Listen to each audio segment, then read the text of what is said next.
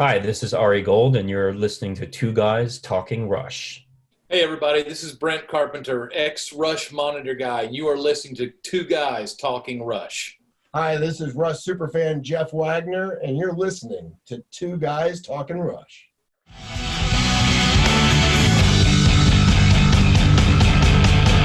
Two guys talking rush. Two guys talking rush. Two guys talking rush. Two guys talking rush. Two guys.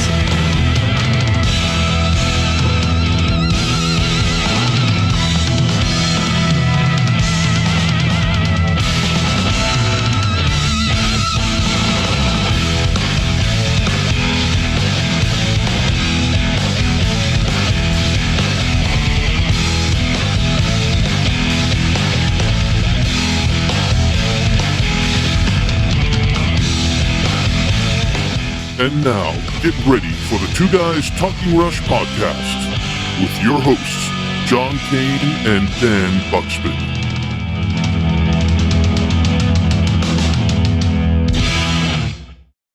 Dan Bukszpan, what's up? What is happening, my friend? I have no idea. Happy solstice. Happy 2112, as they say everywhere else in the world but the United States. And happy almost the end of this year. What a coincidence that we're having a live show on 2112. Who could have thought to make such plans? That would have been so strange. It would almost have been like starting the show on Bastille Day. What are the chances of that happening? Exactly. Labor Day, working man. We're just a bunch of theme gluttons. Yes, we are. Hey, folks, my name's John Kane, and this is the delightful Dan Bukszpan, and welcome to our special 2112 International Rush Day live episode. Woo! Two Guys Talking Rush podcast. Mm-hmm. Another impressive achievement for two wannabe rock stars with no other means of pursuing their dreams other than creating a podcast about their teenage idols, Rush. This is not Two Guys Talking Leif Garrett. It's Two Guys. It's definitely not. No offense to Leif. I know you had some hard times. It's Two Guys Talking the incredibly iconic Rush. So listen in, folks, and discover the best damn Rush podcast in the entire Solar Federation. Two Guys Talking Rush. Wow, Dan, another episode. Yeah, this has vastly exceeded what I thought we were going to be able to do. But yeah, here we are. And I'm very happy that this episode sort of nails the lid shut on this awful year that we all had, 2020. And I'm hoping that this is not just the end of that year, but hopefully it's the beginning of good new things for us and for everybody. Because man, this was not my favorite year. I gotta say, it was hard. This was tough. Yeah, exactly. Yeah, a lot of kind of really awful things happened this year. A lot of some good things, but a lot of awful things. I mean, listen, the forest burns down and little flowers sprout. And this podcast is sort of like a little flower in that burned down forest, right? Mm-hmm. Or it's like the little flower that grows between the two pieces of concrete on the sidewalk, or so. Yeah, which is also a nice. I love that. A nice analogy. Yeah. Well, it's been a while. You and I have connected because we have, like as I said earlier, we have a pantry full of episodes pre-recorded. We're booked up, for a while, and which is great. People are loving the podcast. A lot of cool, interesting people that we have booked on the show. So we pre-record the podcast, and then we kind of launch it. So we're staggered about 2-3 weeks out. So when this airs, we'll probably be well into 2020. But otherwise, it's good content. It's still meaningful. Yep. And we're live right now, which makes it interesting. So we're not live like live SNL, Saturday Night Live.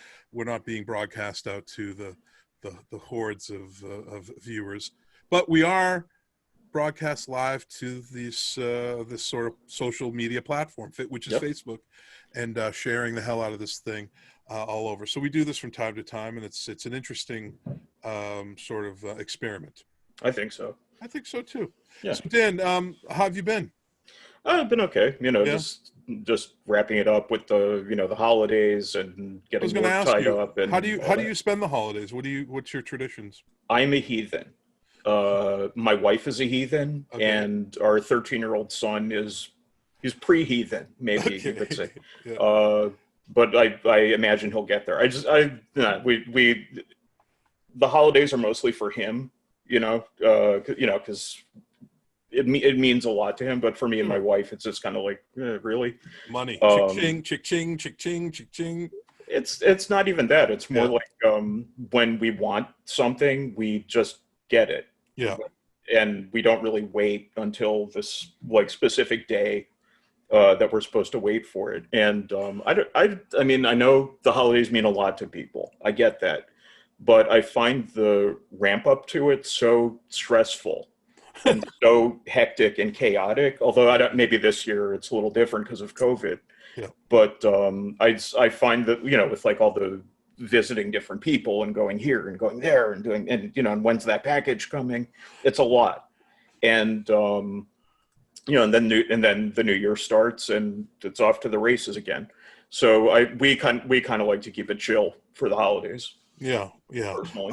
And you guys kind of dual or merge. You're Jewish, and your wife is I'm a bad Jew. Like I'm really not good the at bad Jew. Yeah, yeah. bad Jew, and my wife is of Viking extraction. Oh, interesting. Yeah, so we could make like a little like yarmulke with horns, I like with that. Viking horns coming out of it, Yeah. maybe. It's cool. Yeah. We Good. see eye to eye on things. Do you like Christmas music, Dan? No, as it turns out. Yeah. I had to think about that for a You don't second. like any one Christmas song, then? Not even one?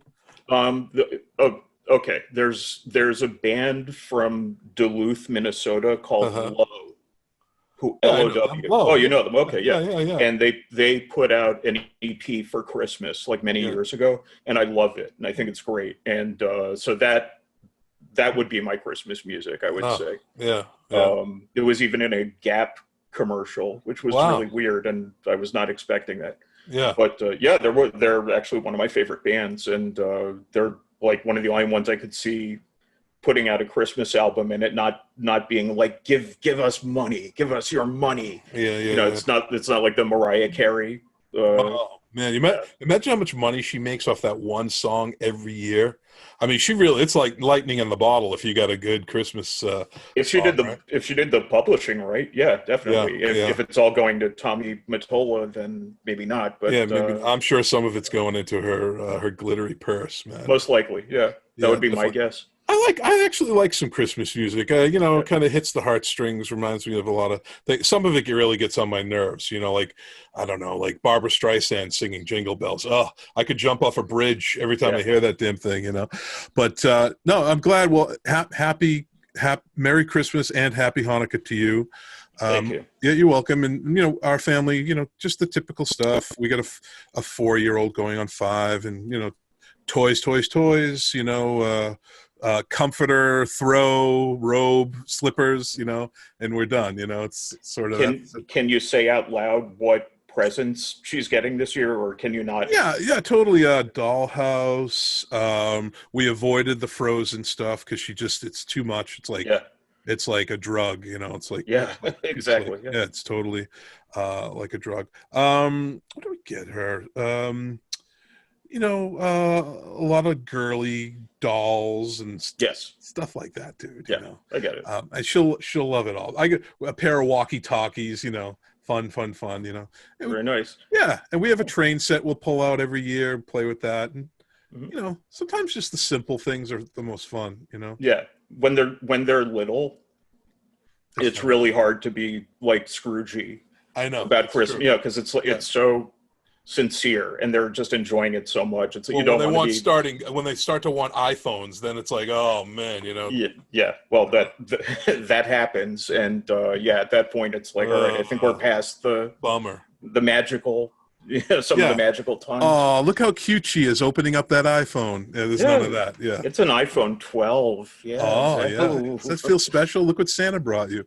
Yeah. Unbelievable. Well, listen, it happens. Well, in the spirit of Hanukkah, the annual Festival of Lights, which is celebrated by millions across the globe.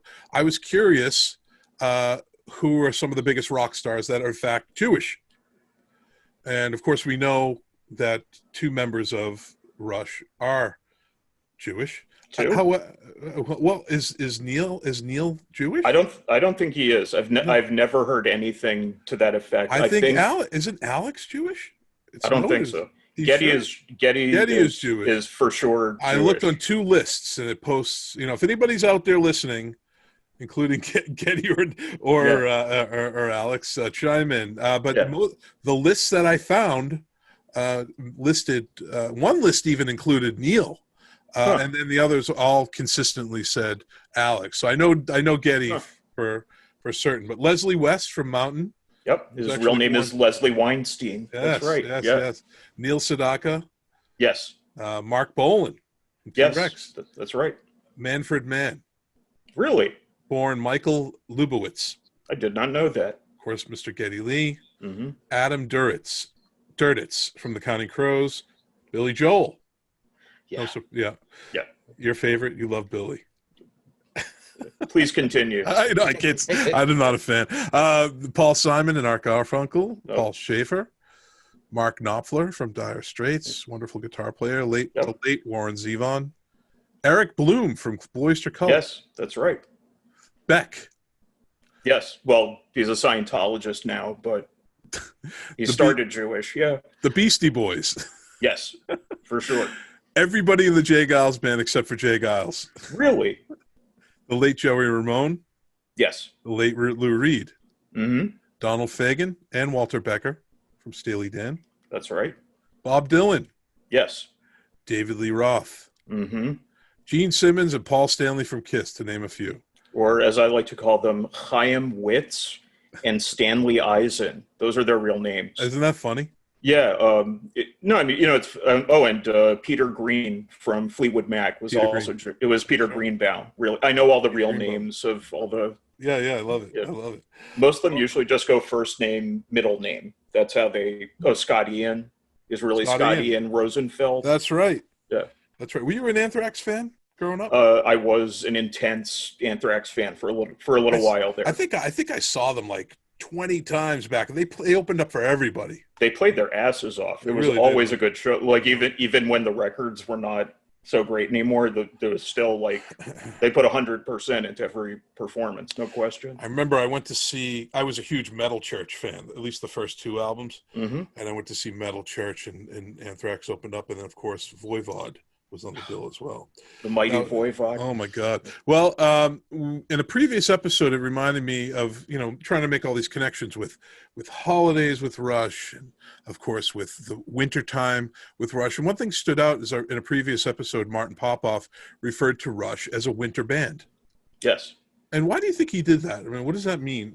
I mean, Toronto, the Great White North, okay, I get it. But what do you think he meant by that, Rush as a winter band? It's kind of hard to explain, but I mean, for me, I've always kind of had that association. Just there's this kind of like, I don't mean emotionally, but this kind of chilliness to the music that I can't really describe it any better than that. But I just there's something about them that, like the Beach Boys you associate with July, Right. Rush is different. They're more in this kind of like, we're inside in our laboratory working on this music kind of a vibe. Yeah. Like they're not, I don't see them as like a particularly outdoorsy band, I guess, Yeah. Even though they played outdoor venues, but, no, I always felt like, especially getting into like the early 80s stuff, like Signals and, Graced Under Pressure, like, maybe just with the introduction of the keyboards, there's just like a little bit more of like a chill to it. And I'm not saying that in a bad way either. But it's a mood.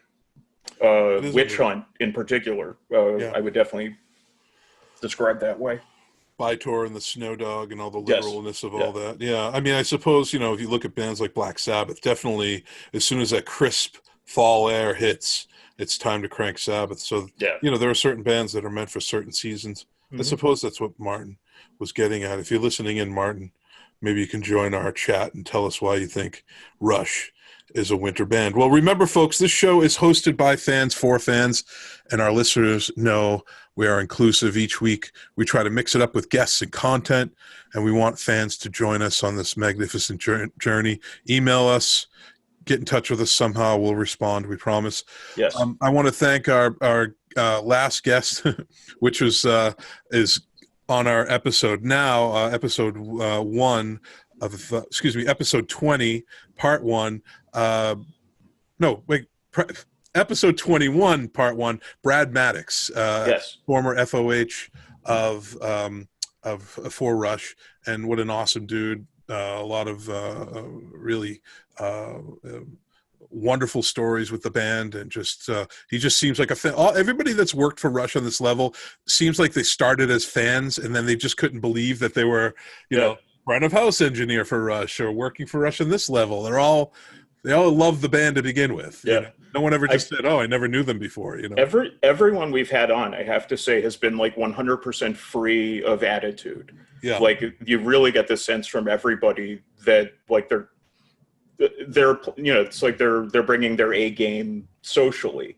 You know, like they want to represent well for Rush. Yeah. And make a good impression kind of on their behalf too. You know, we're all sort of family here in a way. Yeah. And you know, everyone wants to kind of put their best foot forward for them. I feel like, you know, certainly knowing that there's like some possibility that, you know, maybe someday Getty might hear a few words that we say or something like that. Yeah. That makes me feel like, oh, okay, we got to really come correct on this show, you know. Totally, man. Totally. Well, Brad Maddox is a great guy and super knowledgeable and just a legendary sound engineer. On these episodes, we're trying to continue in the sort of the theme of what we call the Behind the Lighted Stage series of the show, where we speak to people in the production arena for Rush, or production realm for Rush, from lights to sound, concessions. We'll talk to anybody sweeping the floors. I mean, whatever. So it's just a great way to kind of celebrate those behind the scenes people, that production people that made Rush what they were, or what they had been, on this grand scale of arena rock, you know, icons. Anyway, Maddox has worked with Rush, Shakira, Marilyn Manson, Def Leppard. In these episodes, he discusses his career, working with the band, of course, and his transition into the digital realm. He first worked with Rush on the last half of the Roll the Bones tour, worked with them again on Presto tour, and he had been working with Rush ever since Vapor Trails. Just a great guy. Just to keep my word to Brad, because he was emphatic about this, we want folks to remember the production people that are out of work. The live event industry is getting crushed even more each week as COVID takes its toll. People aren't going to shows, and they probably won't go for a while. So there's an organization called sweetrelief.org, Sweet, SWEET, Relief, RELIEF.org, where you can help thousands of the music industry people who've been affected by COVID-19. The Sweet Relief Musicians Fund provides financial assistance to all types of career musicians and music industry workers who are struggling to make ends meet while facing illness, disability, or age-related problems.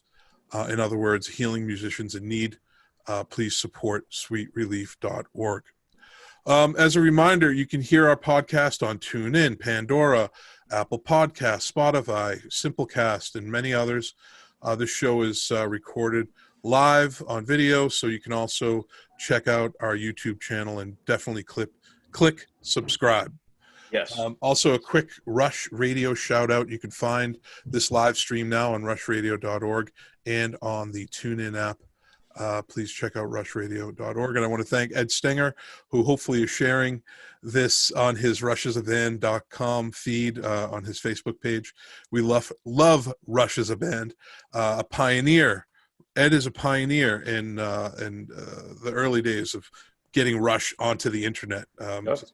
Wonderful resource of information. Also, Power Windows website 2112. Definitely check them out. Thank you to the mighty Why Not.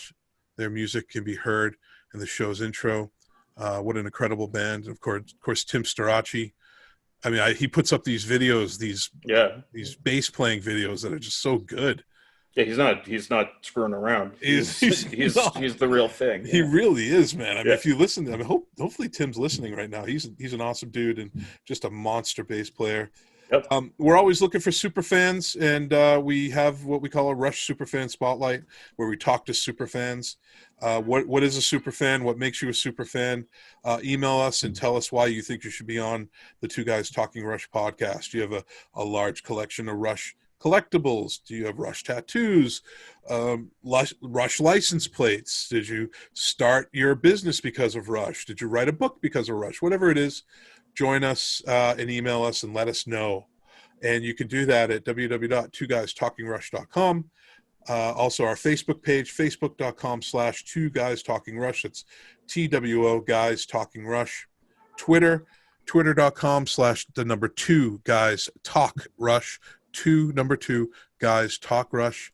And again, subscribe to our Two Guys Talking Rush YouTube channel. We're also, we also have a Patreon account at www.patreon.com/2 Guys Talking Rush. And, just a little helping hand to keep the podcast going and flowing, and, less hardship on the old pocket and wallet. Yeah.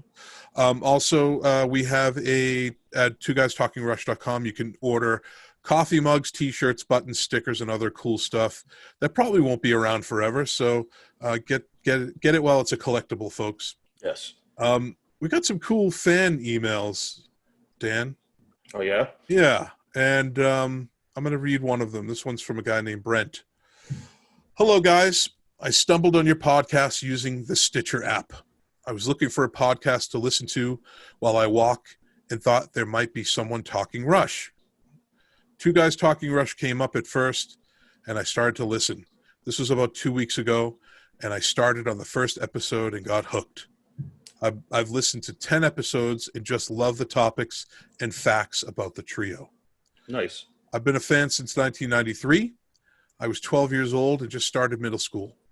I live in Greensburg, Pennsylvania, which is 30 miles east of Pittsburgh, which Getty has always said at the Pittsburgh shows, the Civic Arena is the first place they played in the USA. One of my classmates had called me at home and he said, "Hey, have you ever listened to Rush?" I thought he meant the Debbie Gibson song. I said no, and he said, "Listen to this." He placed his phone next to his stereo and played me the songs "Roll the Bones" and "Nobody's Hero." I was just getting into music and was blown away. I was hooked. Rush is my second favorite band. Tom Petty and the Heartbreakers are my first, which I loved the episode that you guys did with Rob Schofield. Tom Petty opened for Rush one time, Saturday, November 26, 1977 in Allentown, Pennsylvania. I was not born yet. That would have been an awesome show to see. I'm a big vinyl guy and have almost everything on vinyl except a couple of live albums. I know you guys have been talking about Presto, Hold Your Fire, Roll the Bones, and Counterparts being so expensive. I have first pressings of them and got them when vinyl was not that popular. I also got second pressings of albums, Vapor Trails, Test for Echo, and Snakes and Arrows. I love talking vinyl. I'm a musician and play guitar and bass. I play bass in a band called the Expanding Sounds. I guess you can say we're indie rock. I play a Fender Geddy Lee jazz bass. I used to go to the rushforum.com and found if you sent something to the arena Rush was playing, they would sign it and send it back to you. I believe it was the Time Machine tour in 2011 that I did this. I sent them a Roll the Bones CD cover, and all three of them signed it, and they sent it back to me. I also got to meet Geddy Lee at the Rock Hall when he was signing his big book of basses. I got to see Rush 12 times since 1996 and was at the Time Machine show in Cleveland where they recorded that concert for the live album. Sorry to ramble on, but if you're ever looking for a fan of the band to be on the show, I'd love to talk to you guys. I've included a couple of pictures. I love listening to your podcast and keep up the great work. Brent. There you go. That was very nice. It makes it all that much more. It really does. I mean, I know that sounds not just, we're not making any money at this. We're doing this solely, because we're interested and we're fans and it's what we want to do. And, it's nice when other people who clearly are into it because they're fans also see us as one of them. That means a lot to me. And I mean, you can't ask for more than that. When he's like, "Oh, that's so interesting." What I am very interested in, though, is we keep hearing Tom Petty's name come up over and over again.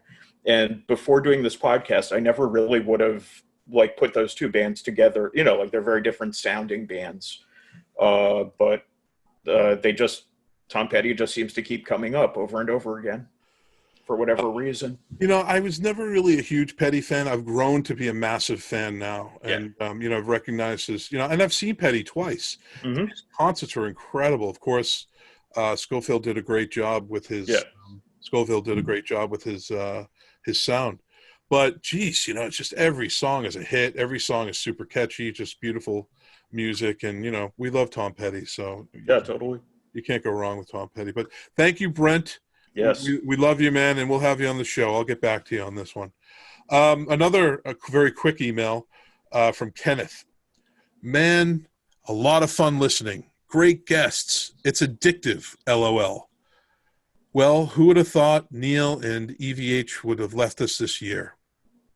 Plus everything else. Rush has been the cornerstone of my life, musically, since 1978. They're a band of inspiration, intelligence, power, and finesse. Thanks for keeping the flame lit. Gladly. You're welcome, Kenneth. Yeah. Yes. Thanks for listening, man. Well, each week and thank you, folks, send us an email. Our email address is 2guystalkingrush, all one word, TWO, guystalkingrush @gmail.com, and send us your emails. Let us know what you think, even if you think we suck. It's all right. Let it rip. Let it rip, people. Let it rip, folks. What else could there be? Yeah, it's 2020. We could take a hit. At this point, what are they going to do to us? Bring it on, haters. Come on. What are we doing wrong? Like Dan said, we're not even getting paid for this. I could be watching TV right now, but I'm not. All you'd be watching is reruns. Rush. So you'd be watching Rush. Sure. Reruns of Rush. Reruns of something. No, actually, I'd be watching Rerun on that show. On What's Happening? On What's Happening. I would just watch him over and over dancing. Is that still possible to watch that show? I think MeTV. Do you get MeTV where you are? Yeah, we get MeTV and we get Cozy, which is how I see Charlie's Angels and The Love Boat still. Yeah. One of my favorite shows was The Rockford Files. That was a great show. I love that show, man. Mm-hmm. Yeah. It had that great theme too. I love that. Yeah, that was fantastic. Actually, dude, Rush could pull that theme song off easily. Of that show. Yeah. You hear that, folks? Maybe there's a Rush cover band that wants to cover the Rockford Files theme. Please do it. For every episode, we dig deep into the history of Rush, and we like to talk about past tour dates and little tidbits, Rush news and this and that. I'm going to move forward with that. So in 1974, Rush play the Michigan Palace in Detroit, Michigan on the Rush tour. In 75, they play the Civic Arena in Pittsburgh, Pennsylvania on the Caressa Steel tour. In 1975, Rush play the Tomorrow Club in Youngstown, Ohio on the Caressa Steel tour. In 1976, they play the Winfield Dunn Center at Austin, PA State University in Clarksville, Tennessee on the All the World's a Stage tour. Ooh, that must have been amazing. In 78, they play the Memorial Auditorium in Kitchener, Ontario on the Hemispheres tour. Wow. In 1978, they play the Civic Center in Ottawa, Ontario on the Hemispheres tour. In 1981, they play the Civic Center in Hartford, Connecticut on the Exit Stage Left tour. In 81, they also play the Brendan Byrne Arena in East Rutherford, New Jersey on the Exit Stage Left tour. In 2010, Catherine Lively's Dead Barchetta was published. Besides the title's tribute to Rush, the protagonist is Matt Lurkst Johnson. Oh, no way. Here we are. Rush News. Modern Drummer Magazine's 20th annual Modern Drummer Festival took place this past September 12th on what would have been the late Neil Peart's 68th birthday as a virtual live-streamed pay-per-view event produced by Live X Live. The event was a huge success, and it included an all-star tribute to Neil Peart with record attendance and ticket sales. One of the drummers who participated in the event was current Styx drummer Todd Sucherman. This past week, Sucherman posted his 13 for NP tribute from the event to his YouTube channel, which you can check out. The video description is 13 for NP was my contribution to the Modern Drummer Festival Neil Peart tribute. I tried my best to compose a piece that honored the man who always composed his parts, and it was an honor to be asked to participate in this tribute. As well, it was fun to compose this tribute to pay my respects. 13 for NP is in the 13/8 subdivided 22333 or 223222. So these are patterns. Thanks to Modern Drummer Magazine, J.R. Taylor, Eric Doris for contributing to this message. Pop Matters posted a list of 20 best album reissues of 2020 this past week, and Rush's 40th anniversary issue of Permanent Waves was released earlier this year, which I was going to buy for myself as a birthday gift, but I didn't. I'm having second thoughts on that. I might go back and purchase that. It made the cut at number 10. Moving Pictures will be celebrating the 40th anniversary of its 1981 release this coming February, and it's expected that Rush will also be releasing a 40th anniversary box set to commemorate that occasion at some point in 2021. I might go for the Moving Pictures one. It would be malpractice if they did not release something for the 40th anniversary. I know. The 40th anniversary of Permanent Waves was good, though. I mean, I know that the concert that's on it has been out there already. Yeah. But, you know, the sound is a little bit improved. And I mean, it's a great show, you know, obviously it's a great show. Yeah. But, I mean, I can understand if you're trying to, you know, save a few pennies. But I thought it was great. And it came out like not long, I think, after Neil passed. So it was still a little fresh when it happened. But it's good. I recommend it. Yeah. I might buy it. I'll probably end up at some point just putting it on the old credit card. Well, you're looking for vinyl, right? I'm looking for vinyl. It's a little bit more pricey, but I want it, you know. Anyway, in addition to Permanent Waves, the Permanent Waves set this year, over the past few years, they've released 40th anniversary editions of 2112, A Farewell to Kings, and Hemispheres. No details on the anticipated Moving Pictures box set have been made that are available to learn. So stay tuned for that. Ultimate Classic Rock posted their list of 53 fascinating albums turning 25 in 2021. This includes Rush's Test for Echo. Following a 3-year gap between albums, prog rock giants Rush returned in 1996 with their 16th studio album, Test for Echo. The LP offered a broader sound than the band had previously featured, thanks partially to Neil Peart having taken drum lessons. Yes, one of the greatest drummers in the history of rock went back to school, learning to master the traditional jazz-style technique. Quote, "What I've realized is that the traditional grip can be a more musical approach to playing drums," Peart explained to Modern Drummer. "It all has to do with the rotational effect it creates and the way it affects at the time. The result was an album full of strong melodies and driving rhythms, which went to earn gold status in the U.S. Wow. Yeah. It's not my favorite, not one of my, it's on the lower end of Rush albums for me, but there's some good stuff, you know? Yeah. You know, I mean, we've talked about, like, you know, what our, like, little gripes are with it, but, you know, I mean, if it went on right now, I would just be like, oh, yeah, cool, you know. I would not say, you know, shut that off. Oh, while I'm thinking about it. Yeah. I finally heard Geddy Lee's solo album. I finally sat down and listened to it. It's not bad. It's good. I would even go a step further and say it's good. And if you didn't know any better, you could listen to it and think it was just the Rush album that came between Test for Echo and Vapor Trails. It's not. But if you could sort of say that to someone who didn't really know any better, it could get by. That's Matt Cameron playing drums on that, right? Yes. Yeah, he is not bad, I gotta say. He's a great drummer. Not Neil. But, you know. Definitely not Neil. I mean, if you put Neil on it, it'd be a Rush album. Basically, yeah. We'll get that Alex to come into it, and then, yeah. Well, you know, I mean, for Geddy's solo album, he should have brought Neil and Alex in as guests. Yeah, exactly. For at least one song. And then somehow been like, no, this is my show. Imagine that. That'd be fun. Yeah. The Geddy Lee solo album with Alex and Neil playing. Yeah. Country musician Lyle Lovett conducted a live stream chat with Elvis Costello via Lovett's YouTube channel.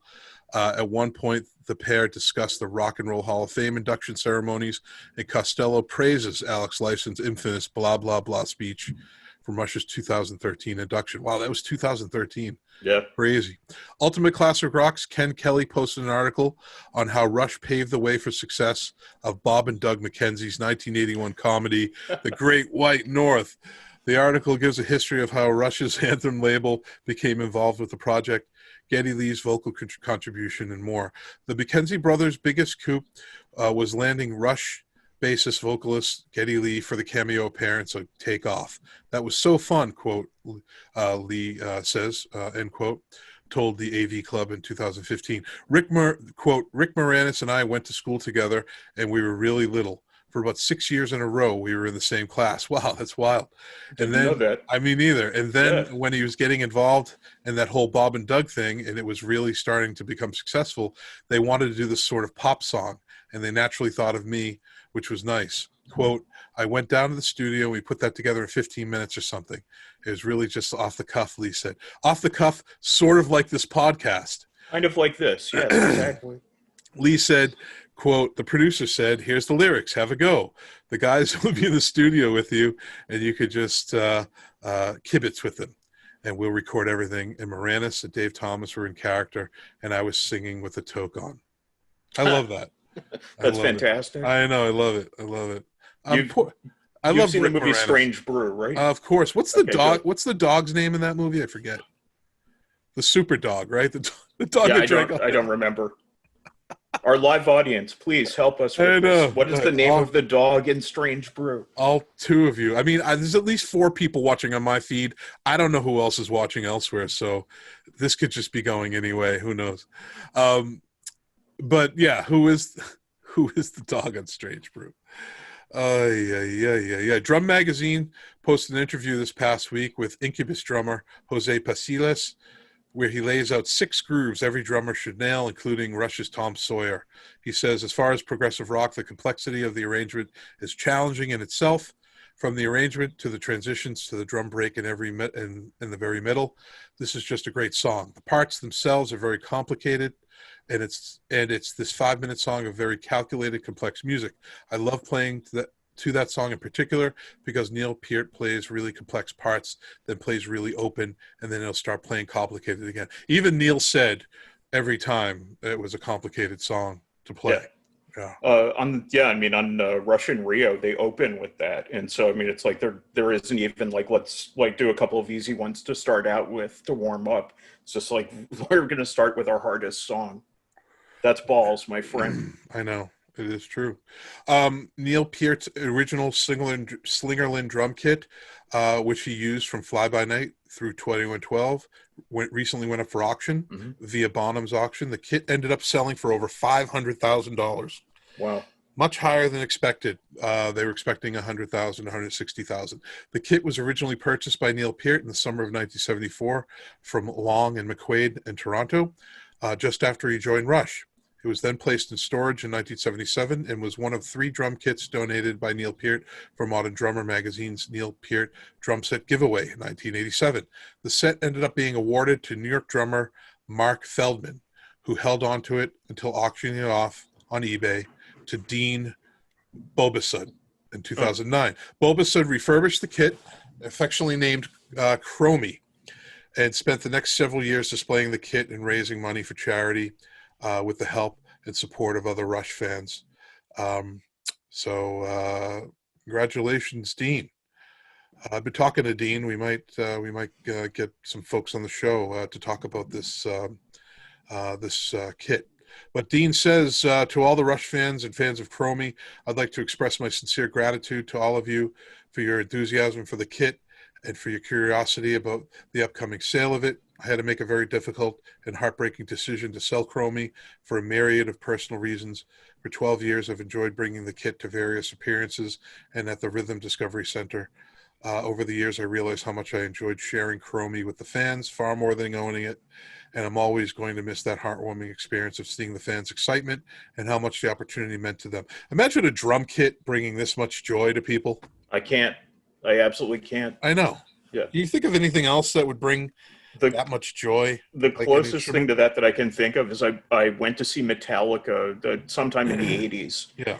And during the sound check, one of the roadies just started like going like, chon, chon, chon, you know, like for James Hetfield's guitar. The entire stadium erupted in like soccer riot level hysteria just at the sound of him sound checking. So that's pretty close. But I mean, I think the drum kit still has it beat. Oh, definitely. Yeah, I agree with you, man. Over the past few months, Ultimate Classic Rock has been posting excerpts from an interview they conducted with longtime Rush art director Hugh Syme, where he discusses the history and background of Rush's album cover art. So far, they've covered Counterparts, Farewell to Kings, Caress of Steel, Hemispheres, Exit Stage Left, Power Windows, Signals, 2112, Presto, and Moving Pictures. This past week, they tackled Rush's 1984 album, Grace Under Pressure, which I tote as my favorite album, with Syme explaining how drinking brandy helped inspire the album's iconic cover art. I had a conversation with Syme, and I told him that was my favorite album, and we talked about the construct and the conceptualization behind it, and I equated it to sort of like Dali. You know, it seems like a Dali painting in a lot of ways. Here we go. Eating dinner and drinking brandy at the Toronto home of drummer lyricist Neil Peart on October 1983, Syme fired off a simple visual concept that built on his aesthetic of continuing minimalism. When I heard about the title, I said, why don't we have Grace as a relaxing cream tone under the pressure of the more ominous gray? He continued, it was literally just split in half, a little like No Line on the Horizon became for you too. It was going to be hugely graphic, we both thought. That's it. But as they drank more and more glasses of Peart's obscenely rare Armagnac after dinner, Syme began sketching more figurative ideas. Quote, we could have someone looking into a more elemental kind of sky, the pressure of weather, and the grace of water. The artist, end quote. The artist suggested describing his concept for the stormy, slightly sci-fi looking image. Quote, it was all starting to sound right to Neil, and he said, that sounds great too. It ended up being something I wanted to paint and almost had to paint it to pull it off. Interesting. One image in that album that I really like is the thing where there's an egg. Yes. That I think is brilliant. I know that that's a photograph and not, not an illustration. Right. But that to me is the perfect example of if you could just do a simple photo of what Grace Under Pressure is. It's this little egg sitting there going like, you can try and crush me, but I will stay. I will be okay. So I love that photo was in there, but it would have been totally wrong for the front cover. The front cover as it is perfect. Yeah, totally. I mean, what was your favorite Rush cover? I actually chose the debut, like on your hat at this moment. Yeah. Just because it's just such a I like just really simple, powerful images that don't have a lot of stuff going on, and it's all right there, just in that one image. Also, Moving Pictures is pretty close too. Yeah. But again, so much of it is just I've been loving these albums for so long that I'm probably just putting my own feelings into it as opposed to just what's the best picture. Yeah. Yeah, totally, man. John Lennon, as you know, was shot and killed 40 years ago this December, and Ultimate Classic Rock posted a story in remembrance of that fateful day where they highlight how different rock legends reacted to the news at the time. This includes Rush. Rush were recording Moving Pictures at the studio north of Montreal. Geddy Lee told Salon in 2000, quote, I remember constantly going back and forth from working to the TV to try to get some news. He said, quote, if I remember the environment looking around the room, my memory just shows me a little of pale faces staring at the tube.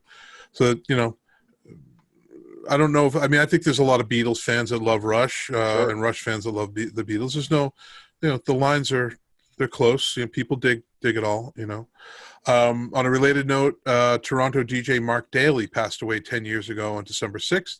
And blog2.com posted an article in remembrance of the oft-called Voice of Toronto. The article discusses an urban legend involving Daly and Rush's subdivisions. A lingering urban legend regarding Daly involves the band Rush and their signature 82 synth rock classic, Subdivisions, one of my favorite songs.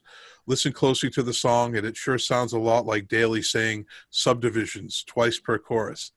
The band has adamantly denied it over the years, and the official story is that it is the late Neil Peart speaking up, lip-synced by Alex Lifeson in the studio. A Rush fan blog went so far as to pull apart the audio to prove it was the voice. Quote, although Daly claimed he never recorded anything with Rush. A more likely explanation is that it was sampled from a City Pulse recording. It seems this mystery will never be solved. Oh, I like stuff like that, you know? I thought it was like a fact that it's Neil, like that, like nobody disputes that. I thought. Yeah, well, here it is. It's sort of being disputed. All right. Well, what are we going to do about it? We got to find out. Nothing. There's nothing we can do. Literally nothing we can. We can have an entire podcast just on that one little blurb there. Yeah. A couple more news facts here. CBR.com posted their list of 10 innocent songs ruined by horror movies this past week, and Rush's Tom Sawyer's appearance in Rob Zombie's 2007 remake of the horror classic Halloween made the cut. VH1 named Tom Sawyer the 19th greatest hard rock song of all time, but Rush's 1981 hit found a new home in Rob Zombie's reimagining of Halloween. Tom Sawyer plays in the background as Mike Myers attacks the trucker, Big Joe Grizzly, in an epic rest stop bathroom encounter, making this song more violent than likely intended. Do you like that movie? Do you like Rob Zombie's movies? I hate all of his movies. Everything I've ever seen, I absolutely couldn't stand it. I also hated White Zombie. I hated the band, but I'm sure he's a great guy. Oh, and I worked with his brother at Tower in Boston when I was 20. Nice guy. You did? What's his brother's name? I can't remember his name, but he was in. He started his own band, Power Man 5000, I think. Oh, right. Yeah. Good guy. I'm sure Rob is a nice guy too. I don't know. That's a whole other topic. I'm a horror nerd, in addition to being a Rush nerd. Yeah. So I have feelings, but we'll put that to the side. Well, that's why I asked you if you were interested in Zombies movies or not. I mean, again, I love horror. It's probably my favorite genre of movies. But I don't know, his stuff is a little too like, hey, get a load of us, get a load of what we're doing. Whoa, isn't this edgy? That kind of bothers me.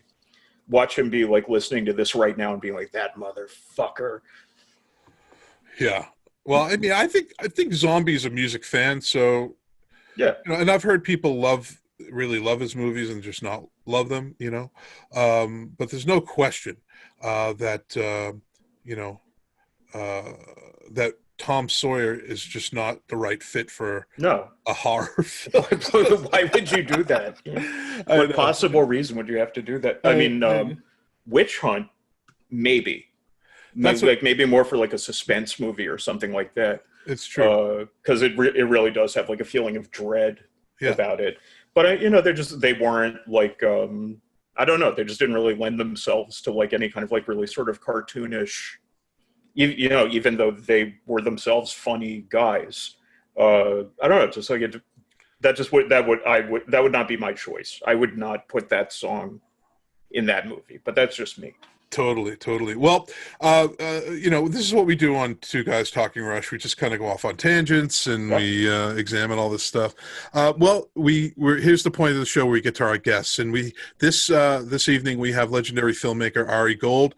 Ari has won dozens of prizes for his films, including the Student Oscar, Best Film at South by Southwest twice, Best Director at the American Cinematheque / ARPA, and many more. His films have screened at Sundance, Karlovy-Vary, Rio, and hundreds of other festivals. He's a giant Rush fan. Ari says, quote, Neil came out of his shell to appear in my independent film, Adventures of Power, and help promote the movie and my music education charity with videos and conversations at DrumChannel. As he said when reviewing the movie, quote, in a word, yeah, in 2 words, fuck yeah. And then he talked about how to help kids learn through the power of music. He was a gentleman, a writer, a friend, a good man, and the greatest drummer on earth. And no truer words could have been said about Neil Peart. So with Ari Gold, we have wonderful guests each week, and I just want to invite Ari Gold onto the show. And Ari, welcome to Two Guys Talking Rush. Hello. Ari Gold. Hello. What's up? How are you? I'm good. How are you? Good. I'm John Kane. I'm Dan Bukszpan. How are things there in the UK? Oh, I'm in California. Yeah, I'm kidding. We made it. Yeah. This is based on an email that I sent him, erroneously assuming he was in the UK when in fact he's in. Yeah, it's still daylight where he is. So. Yeah. I wouldn't mind being in the UK, I suppose. It's not terrible. Where in California are you? Venice. Oh, nice. Sweet. Are you filming? No, I'm writing something, but I'm taking surf lessons, and the beach is about. I thought of doing the Zoom. Are we live right now, by the way? We are, yeah. Right this second. I thought of doing the Zoom because if I do it on my phone, I can walk people down to the beach, to the skate park, and the palm trees and the crashing waves, and people, doing the high-tech skating.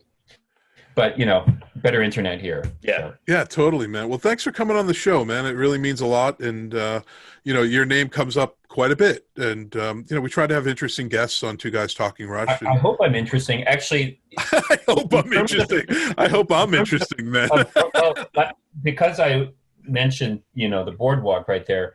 Last night, was it last night? 2 nights ago, I was biking down the beach, nighttime, and I heard the sound of AC/DC, and so I pull over, and there's this long-haired dude singing like really well along with AC/DC, and then he was like a tall white guy, and then there was a short Hispanic guy who was kind of air guitaring along with him, and the guy was singing, and it's like an empty parking lot by the beach. And they kind of like woo, and then so like I pulled over to see what they were up to, and it turned out they were just jamming along to the music. And the guy, he wouldn't tell me who he was, but I guess he was in some bands and had on some TV show. And the Hispanic guy was like, "No, I can't tell you who he is, man. You got to figure it out." And I'm like, "I can't fucking figure it out." Anyway, his name is Deacon, so I've got to Google this. But the third song that came on was "Subdivisions" by Rush. Yes. Nice. So then I was like, "Oh fuck it!" And I took off my backpack, put my bike down. I was like, I'm going to air drum with you. And just so you know, I'm in the Guinness Book of World Records for air drumming, and I've air drummed with Neil Peart, and I'm now going to do Subdivisions perfectly. So I squatted in the parking lot, which is the proper way to air drum, no chair. And of course. fucking did Subdivisions. Dude, that's awesome. Yeah, nice. That's like we often on the show we'll say, what's your favorite Rush song, which is a difficult task, But Subdivisions for me and Limelight are the two that are my faves, But those are very emotional ones, both of them. I agree with you. Yeah, big time, man. Yeah, they touch on the heartstrings in some way. But Ari, where did you grow up, man? Take us back to the baby Ari. Well, and by the way, I love your Peter Fonda Easy Rider glasses, dude. Don't think I didn't notice. No, these are exactly the same model. I know they are. The Ray-Bans, right? For years, I had a pair of glasses. I mean, it was my pair of glasses that were just silver metal glasses that kind of looked Easy Rider-ish, and people were like, "Those are kind of like the Easy Rider glasses." I'm like, "I know those are that." I love evoking that. And then as time went on, those started getting rickety. I had them for decades. 2 decades, crazy. But and then I went in, I was like, let me find out who makes these glasses. And I found out that they were Ray-Bans, and I found out that Ray-Ban was issuing them this year. So I ran down and got them. Nice. I dig them, man. I dig them.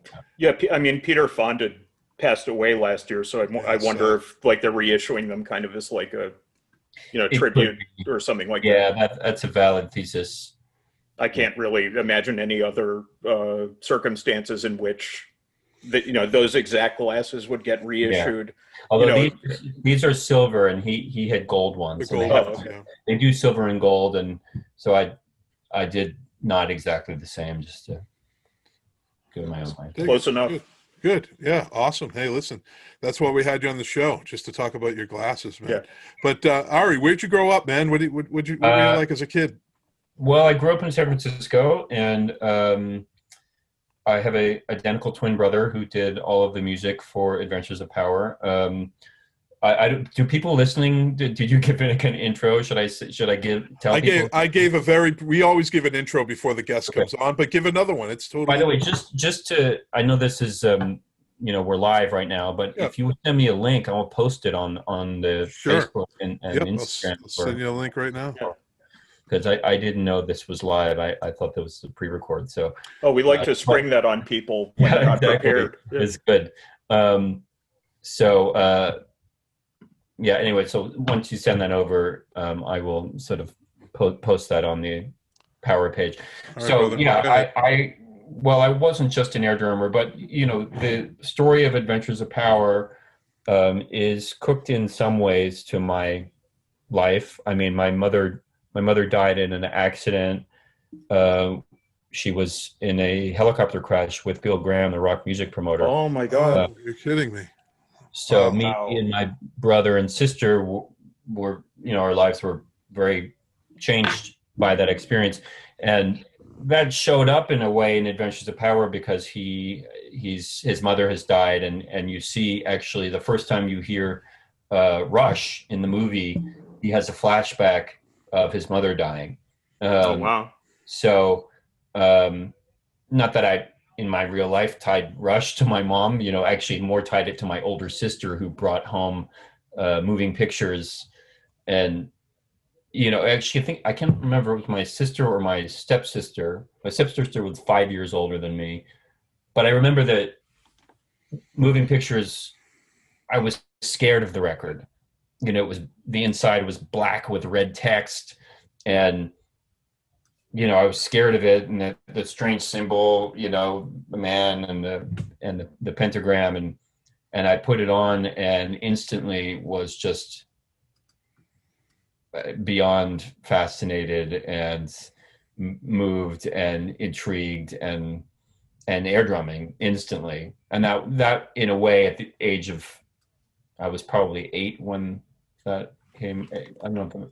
Anyway, however old I was, I suspect that I started air drumming instantly. And so in the movie Adventures of Power, there's in this flashback of young Power, I think he's 10 when his mother dies in the movie. There's a scene where he's in the car and during the funeral, and Michael McKean, I'm so happy to have Michael McKean in the movie, the Spinal Tap lineage was a big deal for me. But so he's the little kid's in the car, and he turns on the radio, and Tom Sawyer comes on, and he starts air drumming during the funeral. So, that's not how it played out in my real life, but the sort of emotionally, they're all connected. I grew up in San Francisco. I grew up in a complicated family, step family, merging too many people in the same apartment. I probably became an artist and filmmaker because of the chaos of that household, and my twin brother, who does all the music for my films, he also, we shared an experience there in the house. And that comes out in his music, his own music, as well as the music he does for my movies. So it sounds like having Tom Sawyer is almost like your Bohemian Rhapsody, Wayne's World kind of thing. It was. Yeah, I mean, for sure, it was always a touchstone for me, that song. Although for air drumming, actually, it was more YYZ. Yeah. But the kind of emotional impact of that song was powerful, and so that's why it played such a key role in Adventures of Power. And why I was so amazed that Neil Peart himself actually offered to play that song with me, where I don't know if you've seen that video. I've seen that video. Yeah, where he's playing Tom Sawyer and I'm air drumming right next to him in character as Power. And there were fans writing when I first posted that. Some people were like, "This is so disrespectful," and it's like, wait a minute, Neil is doing this with me, and if you look closely, you can see he's like trying to stop himself from laughing. right. And it's like, where's the disrespect? He clearly like thought it was funny, and obviously years of playing shows, and it's probably seeing in the front row, like, I was going to say, just the people doing this. I know. Those guys absolutely had a sense of humor about themselves. Also, like that's very clear. And yes, I've been a super fan of a lot of artists where, like, if I saw someone not taking it quite as seriously as I did, I would get all offended or whatever. But I mean, those guys, I feel like, have gone out of their way to be like, we're normal guys. We have a sense of humor. We get it. Yeah. But that doesn't stop other people from getting uptight if they feel you're somehow touching the legend. I get that. So when did you first get into filmmaking? Can you maybe talk about your interest in filmmaking? I mean, I'm really interested in you as an artist, and we can get into the Rush connection, and I really want to post the link to. Oh, go ahead. We can edit the hell out of this. Can you like yammer about something for a second while I blah blah. Yeah. I'm on Facebook so infrequently that I don't even know. You're not missing anything. I mean, it's horrible. It really is. It really is. It's a nightmare. Beats Twitter, though, I gotta say. It? Oh, I should post on Twitter. That I know how to do. Yeah. I'll do that right now. Well, although we're recording this, we're live right now. We are recording it, and this episode will not air until a few more weeks. So yeah. It's like the Band of Gypsies album. It was recorded live, but then we'll take it back to the studio and make a perfect little object. But the people watching right now or listening right now, they're like the people in the audience at the Fillmore East. Exactly. Okay. Well, the Fillmore East, I mean, I don't know if you brought that up because of Bill Graham or that you were just bringing no, but I happen to know a lot about the Fillmore East. I wrote about it in my book, several chapters on the production of the Fillmore East. Yeah. I was going to ask you, Ari, what your mom's relationship was to Bill Graham. Well, I grew up with the shadow of him. Sorry, I'm not posting it very successfully, but it's all right, brother. I sent it to a friend of mine who's been doing some great work for me. Yeah. And she'll catch up, but I did post it on Twitter. Yeah. My dad introduced my mom to Bill Graham before I was born. And so they were friends in the San Francisco scene of, kind of artist intellectuals. My dad is a novelist. And after my mom and my dad split up when I was about 3 years old, there was a brief period, I think when I was about 5, maybe, when she was either dating him or flirting with him. She was friends with him. I remember my brother and I riding in a motorcycle sidecar with Bill Graham driving. Wow. And also around the age of 5, 6, 7. And we were at the recording of a Santana record, I think Moonflower. We visited. Cool. I guess we were younger for Moonflower. But anyway, and then also we went to some Day on the Green shows, which were these massive stadium shows at the Oakland Coliseum where you'd have like, a stadium full of just psychotic people, back when rock and roll was king. And, right. And sure. They'd have like, I don't know, AC/DC, Led Zeppelin, Heart, and the Tubes, and, the Preservation Hall Jazz Band all like in one show. Yeah.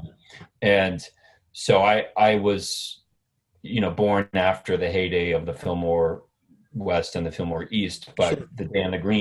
During the Day on the Green period, which was when Bill Graham's promotion of rock had kind of expanded out from these concert halls to these giant stadium shows. Yeah. I remember being backstage, and that also actually shows up in Adventures of Power, the scene where Annie, played by Shoshana Stern, we find out how she went deaf. She went deaf backstage at a rock show. And that flashback, which we shot actually at a Ted Leo show in Brooklyn, they let us backstage, and I brought this extra, like a girl to play a blonde groupie, to like run on stage taking off her shirt. And we told the manager, we just want to film a little stuff backstage. Don't worry about it. And they were like, okay, sure, no problem. And they didn't know that we were going to send this naked girl running onto the stage for mine. So, but it worked out great. I mean, amazing shot. You see her run off, and then the girl playing her 3-year-old child is sitting by the speaker, and her ears blow out. And I remember I wouldn't have been 3, but I would have been maybe 5 or 6 at these Dan Green shows, and hearing, feeling my ears get blasted. And it was kind of exciting, but also kind of scary being part of the rock world when you're, 5. So Sure. There's 100,000 people screaming, and remember we saw Peter Frampton play, and I guess it was as he was having some substance challenges, I'll put it that way. And we were on the side of the stage, and he started just kind of banging on the piano to the point where his band left, because he was just making noise and kind of like telling jokes, and it was all over the place. And since we were on the side of the stage, we couldn't see what was happening. We just saw this musician who wasn't really playing music anymore. And then I remember walking around behind the piano and then seeing out into the stadium and realizing that of the 100,000 people there, 99,000 of them had left.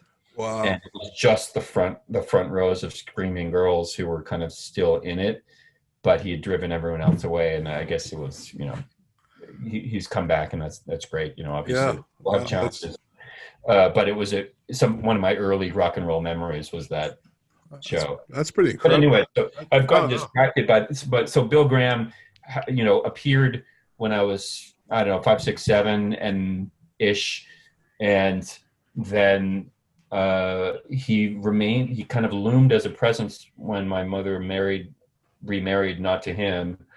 And finally, after 12, 13 years with someone else, she and Bill Graham finally were like, why we've been flirting with each other for decades, let's do this. Yeah. And so she left my stepdad for Bill Graham, and then a few months later she and Bill died in a helicopter crash. I'm sorry, man. That was such a tragic tragic situation, man. Dan, were you and I mean that, man. I'm sorry about that. Dan, were you going to say something about the film Maurice? I think I. Oh no, I wanted to mention John and I both met each other because we wrote books for the 50th anniversary of Woodstock, and I did like a specific section for Bill Graham, because even though he wasn't officially involved in Woodstock in any real capacity, none of that stuff would have happened without him. So I felt like it was important to at least mention him. And the very last paragraph, I mentioned, what happened with the helicopter and who was in the helicopter with him.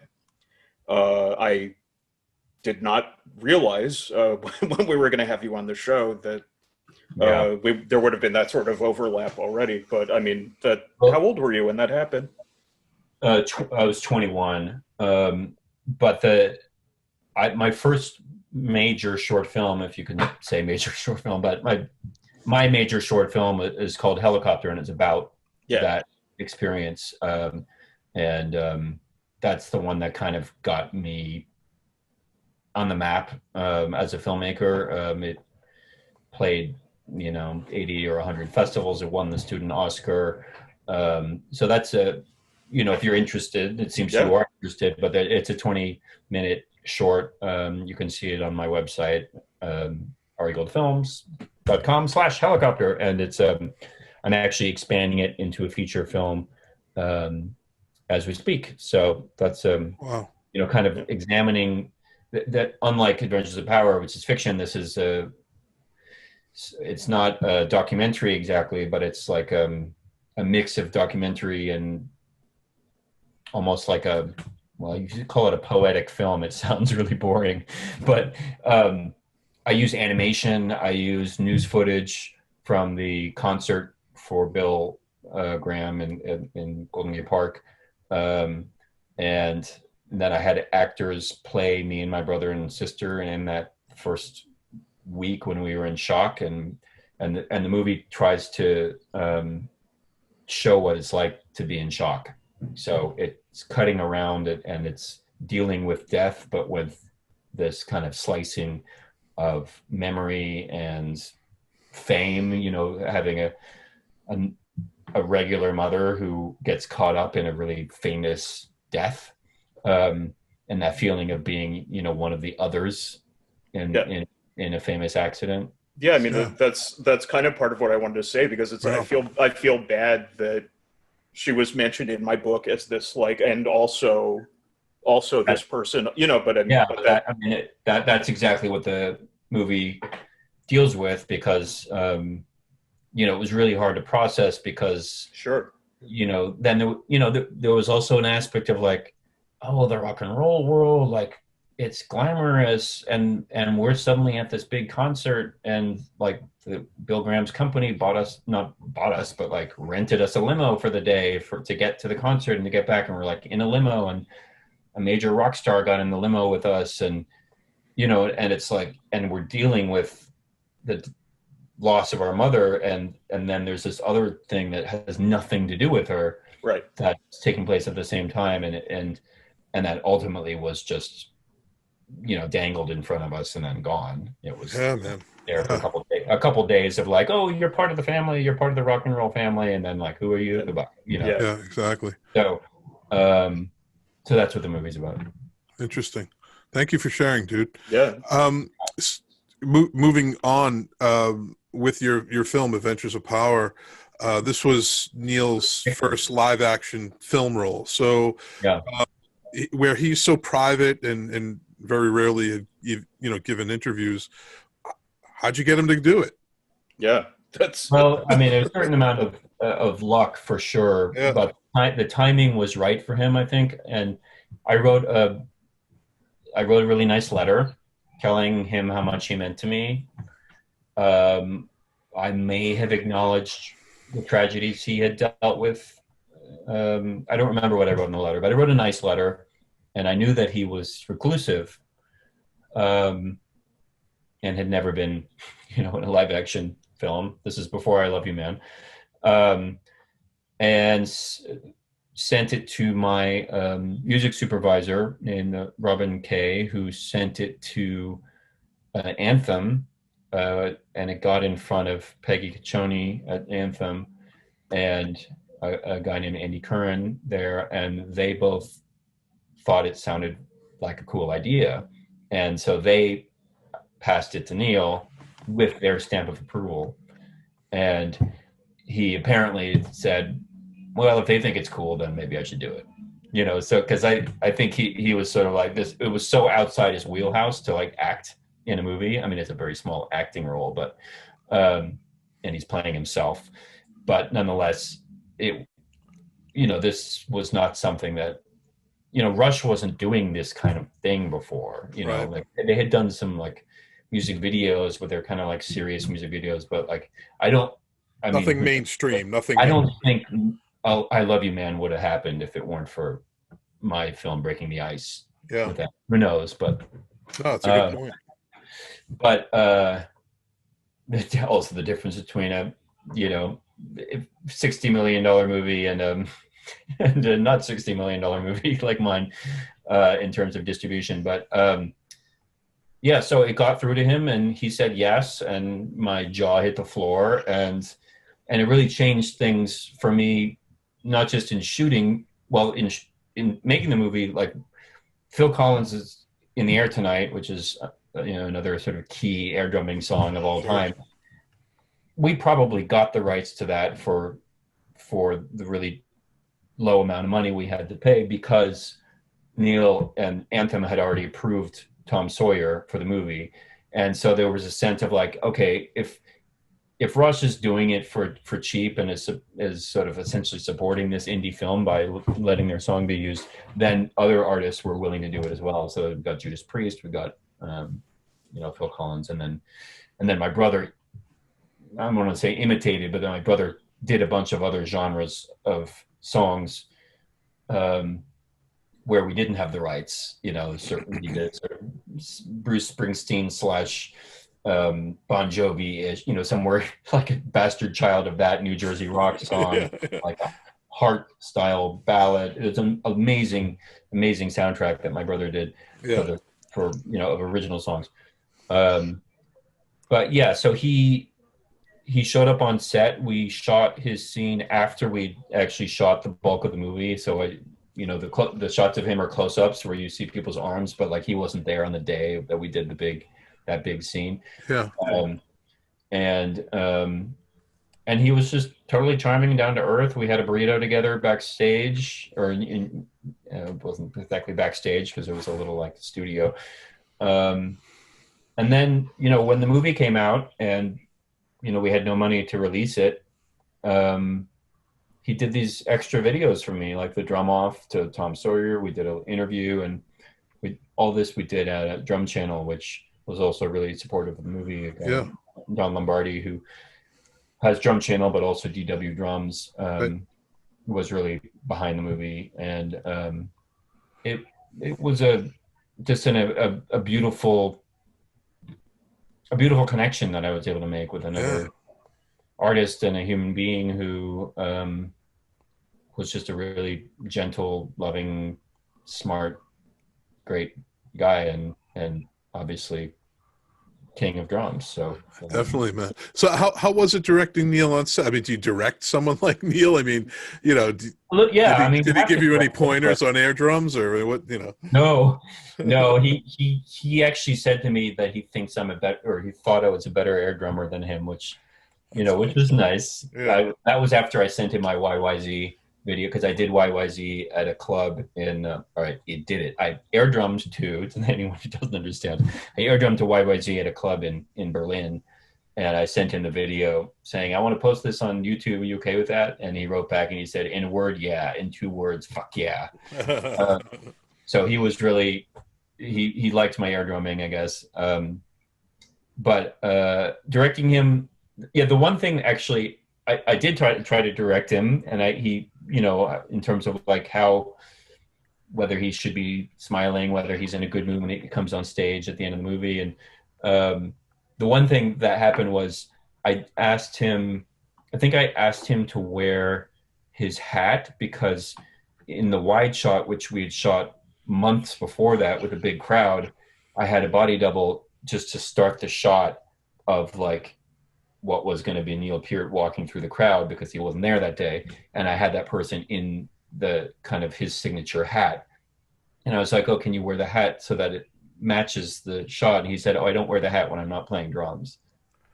And I was like, and I realized there was no negotiation on that. Like, what'd you do? Like, you had to reshoot? I was like, okay, what did we do? Yeah, did you have to reshoot that scene? No, I mean, it's the kind of thing that in editing, you try to get stuff to match, but like, I mean, that was a lesson I learned actually making the short film Helicopter. There was it was a shot where the actor playing me throws a backstage pass to this old hippie who's like busted into the limo and like is asking for paraphernalia, and to try to get the guy out of the car, he throws him the backstage pass with our mom's picture on it, just to get rid of the guy. And I had a shot of him throwing the pass, and then I had a close-up of the guy's hands catching it. And in the wide shot of the guy, he is holding a sweater or jacket, or he's holding a bunch of stuff in his hands. Like his hands are not even visible. He's carrying something. And then the close-up, it's just his hands like this. And my editor said, this isn't going to work, because you're going to see that the bag or whatever it was disappears out of his hands in order to make the close-up of him catching the pass. And I was like, no one is going to care about the sweater. All they're going to care about is their eyeball is going to be watching the pass fly through the air, and they're not going to think about the hands hands like this with stuff, and then suddenly hands catching like this. Right. And I showed the scene to my class as I was, editing. I said, "Do you see a problem there?" And people were like, "Oh, it seemed like there was like someone blinked at one point, or like I'm not sure. I like the way he said that." Not a single person out of like 35 people noticed the inconsistency. So the same thing with Neil walking on stage. Like I think you can see a guy who's wearing this hat, and then suddenly it's Neil Peart with no hat. That's fine. Some of the most famous, most well-known classic movies have glaring continuity errors in them, and it doesn't matter. Some of us, I'm one of those people who does notice, just because I have a mental disorder. No, for most people, they don't notice those things. And yes, you have to have a continuity editor. Yes, you need to pay attention to those things. But most of the time, audiences are pretty forgiving with it, and will sort of let that sort of thing go if they even notice in the first place. Yeah, if the audience is tracking the emotion of the scene, then they'll forgive anything. If they're not, and the emotion isn't working, then they just start noticing all the errors. So the was it like someone saw there's like a Volkswagen in Lord of the Rings or something in the background? I mean, stuff like that. I think in Braveheart or something, I think it's Braveheart, there's a scene where there are people like fighting in a circle, and you can see on the other side of the circle a second camera, like a camera operator with a whole team like pulling focus, like, and it's in the movie. Yeah, it won Best Picture. Yeah, I mean, so take it for what it's worth, I guess. Yeah. That's incredible. Well, what did Neil think about the movie? He seemed to love it. I mean, he came and supported it after we premiere, because we released the movie about a year after the Sundance premiere, and he came out and supported it a year later and said a bunch of nice things about it publicly, and so I think he got a real kick out of it. I think it made him. I mean, there, like the scene where he mentioned, like the scene where Power goes, he crosses the border into Mexico, and he gets recruited for this underground air drumming fight, which is sort of like a cockfight, and there's people air drumming to the death, and it's like everyone's packed in and they're all air drumming, and then they put on Rush, and this the Mexican, like his opponent in the scene suddenly goes, "Neil Peart, no, it's demasiado peligroso. It's too dangerous. I can't do it." Like, and I think that Neil thought that was pretty funny. That's hilarious. Do you know if Alex or Getty has seen the film? I actually have no idea. I've never had any contact with the other guys. Wow. Huh. I hope they've seen it. I mean, I think they'd get a kick out of it, but I have to imagine they're at least aware of it. They must be. They must be aware of it. I mean, I was backstage at a Rush show, and I think I met Getty. So they must know about it. But and Michael McKean plays Power's dad in this film, right? Yeah. So how did that happen? How did you land that score? That's a major score. I mean, that also, it's that thing of Stone Soup. I don't know if that children's book where Stone Soup, where the soldiers go door to door, and one person throws in a piece of cabbage, and eventually the whole village has created soup, and nobody thought that they had anything, but if they give, everyone gives a little bit. Sure. So because they hear other people have done it. So that was like Neil Peart, agreeing to be in the movie, and then suddenly there's a legitimacy to it. I actually passed Jane Lynch to play my aunt in the movie, and then we called Michael McKean's management and said, you want to be in this movie, and blah blah, and we have no money, and what's in it for you? Well, one, you don't have money to offer an actor. Well, you give them an experience or something that they want to do. So one of the additional factors is that Jane Lynch was already in the movie. They were friends, and so he'd be playing her sister, brother and sister with her. So that was a nice incentive for him. And then also, though it is a rock, a comedy connected to rock music, the movie's very different than Spinal Tap. and his character is very different than David St. Hubbins, who's, you know, a clearly comic Yes. character. But Yeah. this character, you know, Michael McKean's character in Adventures of Power is not comic at all. He plays a union leader who's stressed out by the copper mine, you know, putting pressure on him and his crazy son air drumming. So though it was a rock and roll comedy movie, the part was something that he wanted to do, which was to play a serious role like a union organizer. So that's a way to get major actors, is to, you know, figure out what it is that they haven't done recently that they might want to do. I think a lot of independent filmmakers will be like, you know, oh, I'm doing a low budget pirate movie, so I'm going to get Johnny Depp to play this crazy pirate. And it's like, No.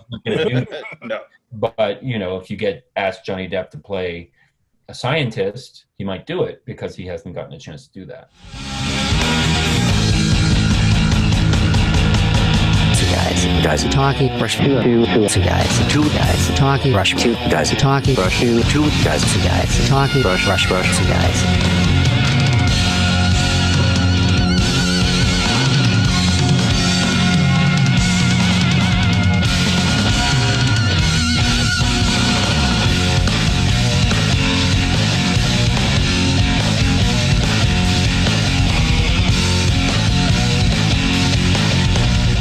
Stay tuned for part 2 of the Two Guys Talking Rush podcast next week.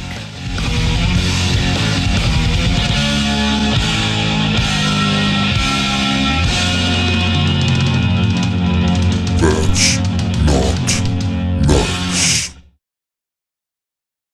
Live music inspires millions around the world, but the concerts we all enjoy wouldn't be possible without the countless crew members working behind the scenes. As COVID-19 puts concerts on pause, we want to extend a helping hand to the touring and venue crews who depend on shows to make a living.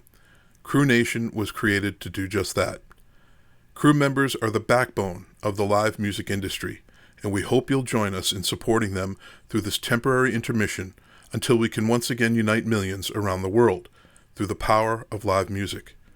Crew Nation is powered by Music Forward Foundation, a charitable 501c3 organization that will be administering the fund.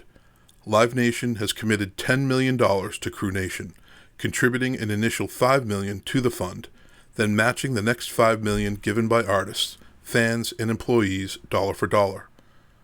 Please support Crew Nation at www.livenationentertainment.com/Crew Nation.